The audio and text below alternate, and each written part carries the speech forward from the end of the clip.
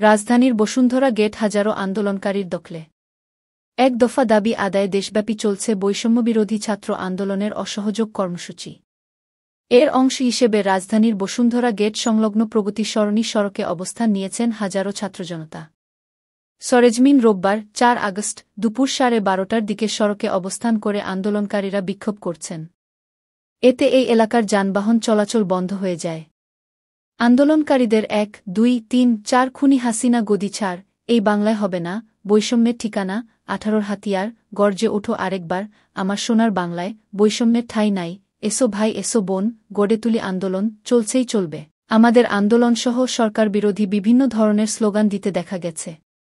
সাধারণ ছাত্রদের পাশাপাশি আন্দোলনে অংশগ্রহণ করেছেন সর্বস্তরের শ্রেণীপেশা ও বিভিন্ন বয়সের মানুষ।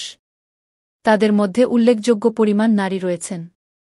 এর আগে শনিবার ৩ আগস্ট প্রধানমন্ত্রী শেখ হাসিনা এবং তার মন্ত্রিসভার পদত্যাগের এক দফা ঘোষণা করে বৈষম্যবিরোধী ছাত্র আন্দোলন সংগঠনটির সমন্বয়ক মো. নাহিদ ইসলাম ঢাকায় কেন্দ্রীয় শহীদ মিনারে এ ঘোষণা দেন।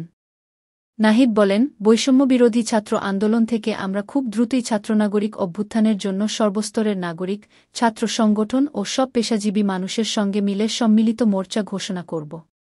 সবার সঙ্গে আলোচনার মাধ্যমে ভবিষ্যৎ বাংলাদেশের জাতীয় রূপরেখা আমরা সবার সামনে হাজির করব।